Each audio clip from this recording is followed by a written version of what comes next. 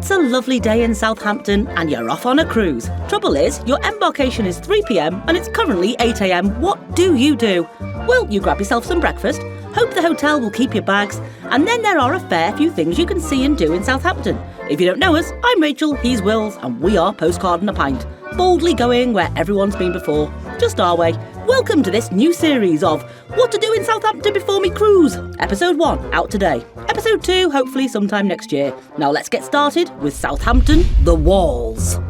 We were in the Premier Inn Southampton city centre. After a good breakfast, we went out to see what Southampton had to offer.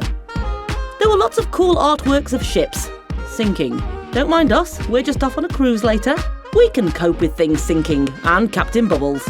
Now, we'd read online that Southampton is a walled city, and we were very keen to find out more. That looks promising. This is Bargate. Built in 1180, it was once the main gateway to the city. What we'd like to do is find a part of the walls we can get up onto and walk around the old city. We made our way towards the Westgate shopping centre and found a good section of wall intact, and also the Arundel Tower. This tower was built in 1290. OK, so it's not quite the Romans, but still pretty interesting.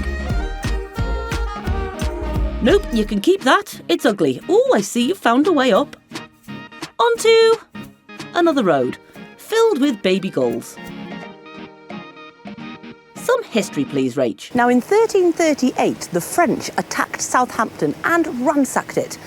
King Edward III was not a happy bunny because they stole all his wine and his goods, and he ordered a massive wall to be built around it. Excellent grounds for some wall building if I ever heard it. Walk the walls we shall. And what have we found now? We think this is the site where Southampton Castle once stood. It was built after the Norman conquests of 1066 and would be used by the king on his way to France. I found a castle, Will's found the castle toilets. Ew. Quite. This is the Castle Watergate. This gate guarded the route between the Castle Quay and the castle. No Frenchies would be plundering the king's wine again. Although quite why the French came to England to steal wine, the mind boggles.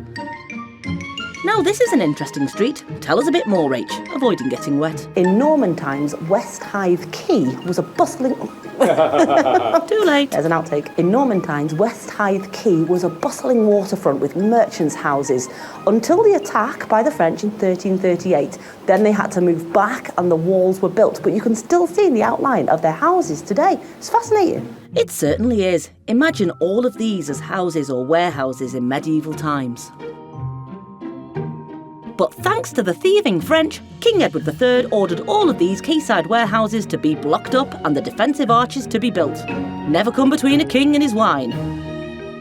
Next, we went through the walls to Blue Anchor Lane.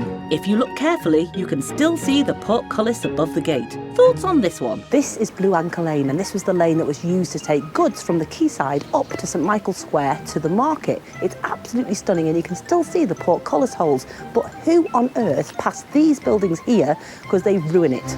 She's on her high horse again about modern architecture. Let's get you to King John's Palace and the Tudor House.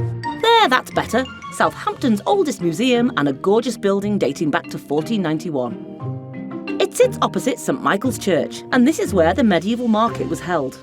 But enough of this. Back down the half-gorgeous, half-ugly street and on with the wall walk. Yeah, that's a boarded-up warehouse after the wine got nicked, we know. Oh, and that's a replica boat from the 14th century. A boat that used to carry said wine and wool. Cargo ships sure have changed.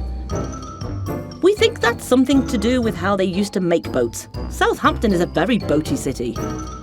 This is interesting in hindsight. Little did we know we'd learn all about the Speedwell and Mayflower in Rotterdam.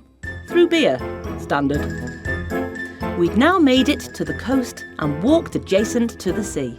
This is the Mary Ann Rogers Memorial. She was a steward on the SS Stella that sank in 1899. And this is the Mayflower Memorial. We'll learn all about you at Pilgrim Bar in Delfshaven next Friday. Cheers!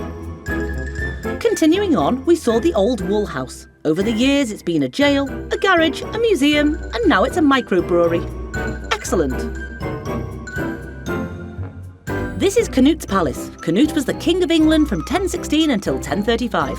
Southampton is one of the places that lays claim to be the location of the legend of Canute and the Tide. It's said King Canute commanded the tide to stop to show his powers. Obviously it didn't, and his feet got wet. This building is probably just an old warehouse, but it's a great story. Southampton has strong connections with the novelist Jane Austen. She lived here between 1806 and 1809. How different it would have looked then. We were thoroughly enjoying this walk, and it's a brilliant way to while away an hour. But after we passed under this arch, I'm afraid we got a little sidetracked. Not even God's House Tower could save us now. Go on, Rach, tell us about this walk so far and why you're so excited. We're here in Southampton to board our cruise, the P&O Iona today, which we're so excited about. But this wall walk so far has been really cool. Yes, it has. And we were so busy looking at Iona and getting excited for the cruise ahead, we took our eye off the wall walk and...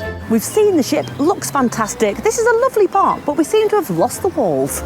The park is actually Queen's Park and has this memorial to General Gordon. It was very pleasant, as were the maritime buildings all around, but they weren't town walls. What's occurring? Yep, we've definitely lost the walls. We're going to turn back to where we last found them and turn up into town. Gives us another peek at Iona and... Found them! Now this part of the walls has a pretty stinky history. We're now at the back of the walls, and this was the town ditch where all the waste and the poo went. And of course the King of Comedy felt the need for this clip. Tragic.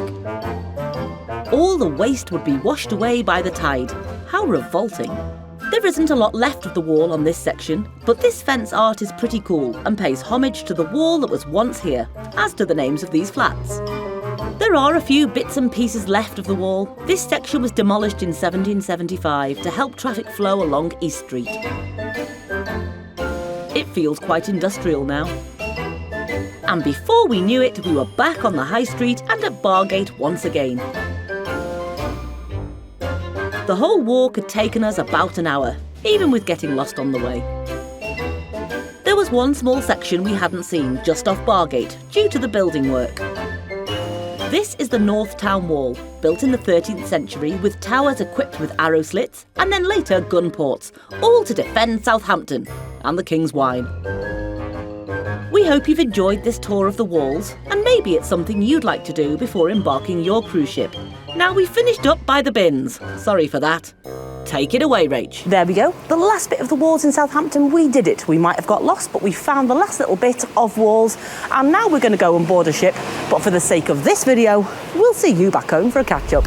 And here we are, and that was the lovely Southampton. Now, we'll let you in on a secret. We actually had the idea for doing a series from Southampton after we filmed that video. Because we filmed this in weeks February, after, didn't we, before we went on the ship? Weeks after, we thought, wouldn't it be good to have a series that every time we go on a cruise, look at us thinking we're going to go on loads, and once a year, we go on a cruise, it would be nice to like try a different hotel, review it, try something else to do in Southampton, so that if you are cruising from Southampton, you've got a whole range of things to pick from. I think because whenever we go anywhere, we do the same. We look to see what we can do on the day or on the port or we'd seen quite a few. There's a Titanic museum, which I think we'll try and do next time. I think the Mary Rose is down that neck of the woods somewhere down there, Portsmouth, somewhere down by there. But that's the idea. So this was episode 1. Episode 2, well, I don't know. This time next year. This time next year, who knows? So it was fun. I really enjoyed Southampton. You know what? I had no idea it was a walled city. No, we had not a clue. And okay, it's not like Chester, it's not a Roman walled city, but it was still interesting. And they kept nicking his wine, didn't they? They built the wall to stop the wine the niggers, French nicking the wine. Those naughty French. Anyway, we hope you enjoyed it. Yeah. Right, we've got some thanks. We have indeed. We've got a couple of Patreon thanks. We've got a couple of new Patreon members. Thank you so much. Go on then. Rachel and Steve Jones, thank you very much. They're having a swift arf with us. They are indeed. And apologies in advance. As we murder your name. As we murder your surname. But thank you to Scott Diosa, whatever it is. Thank you so much for getting us a swift half. And for being a Maiden fan, and for being a rock photographer. Very cool pictures. Check out his Instagram, we'll put it in the link. Really, really cool. Also, if you are on Patreon, you know this, but if you're not on Patreon, you don't know this. We live in the country, and over our time in this house, we've had the odd mice, quite a lot of frogs from the cats. Couple of pigeons. But the other week, we had a bat down the chimney. What happened was, let me tell you the story. We'd been watching telly. I was falling asleep. It'd been a long day. It was quite late. And I went up first to bed. And as I was walking to the bedroom to get my toothbrush, one of those electric toothbrush things is on charge. So I was walking there, but whoa, what was that? Nothing. Anyway, got my toothbrush, Walk back on the landing. Crazy bat. Blimmin' bat flying about the landing. Could we catch it? Took us an hour and a half to get it out. Hour and a half. In the end, we got it out by opening the window wide. And the reason we're mentioning this is because if you sign up to Patreon, Sure. which even the top tier is less than one beer a month, You can see a video all about it. So what did you do? Any normal person do while you're trying to get a bat out? We filmed it. We filmed it and made it into a film. Yeah. So that is that. Have we got anything else to say? We've got a couple of things lined up, but we'll hold that off for the we'll time hold it being. off for the time being. So if you'd like this video, that would be great. Yeah, if you'd hit the button, if you'd do the subscribe thing, if you'd leave a comment, all of that, Yeah. it's really, really useful. We'll answer all the comments and And it's if just you've great. cruised from Southampton and you think, oh, they should do that, drop it in the comments, because we do plan to do quite a lot more cruises one day when we Hopefully. can. And We should do more great. cruises. People watch us doing cruises. They don't watch us when we're going to Wales They anymore. don't anymore. Anyway, let's wrap this up as we say. In Postcard and a Pint. Cheers to the good times. What do you call a dinosaur made of cheese? I don't know. Gorgonzilla! Oh.